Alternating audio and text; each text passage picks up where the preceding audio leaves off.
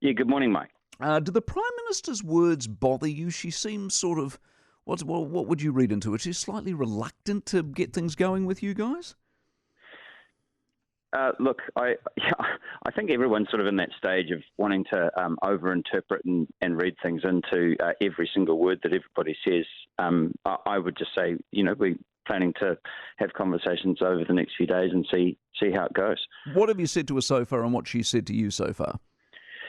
Well, we congratulated each other on our respective wins on Saturday night. I mean, it was obviously a huge night for Labor. They made history, and actually so did we. So we sort of said, good on you, and let's talk in the coming days. And when you say the coming days, do you actually have a plan? Is there a meeting set, a phone call set, anything set?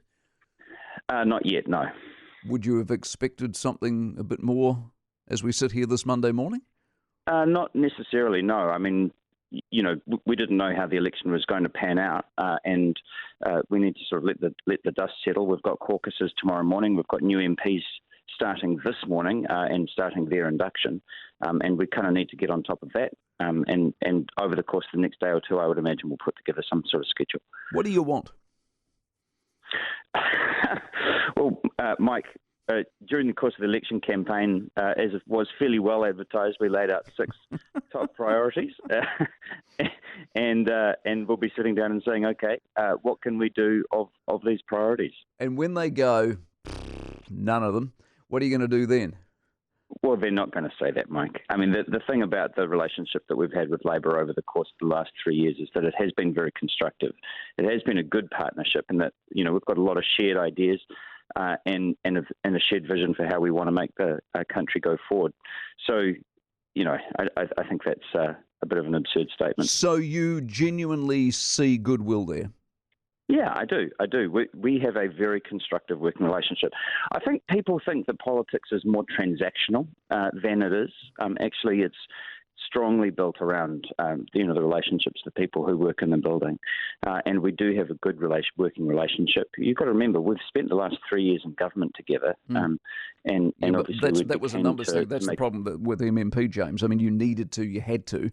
Now they don't. I mean, yeah, they'll do something with you. My fear for you guys is that it'll be more token than it will be meaningful.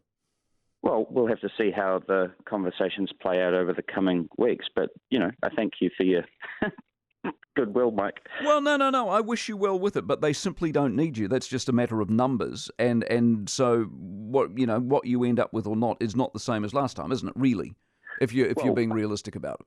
Yeah, like I said, we'll have to see how the conversations play out over the next few days. But I do think that we bring something to our government. We've got some highly specialised skills and some very focused ministers.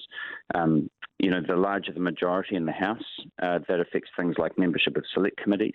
We've got to think about 2023 as well. Yeah. So there's a lot of good reasons for us to continue in the partnership that we've had over the last 3 years. Any clues on the young vote? Would you think the young vote came out for you and therefore there's an increase in the young vote generally?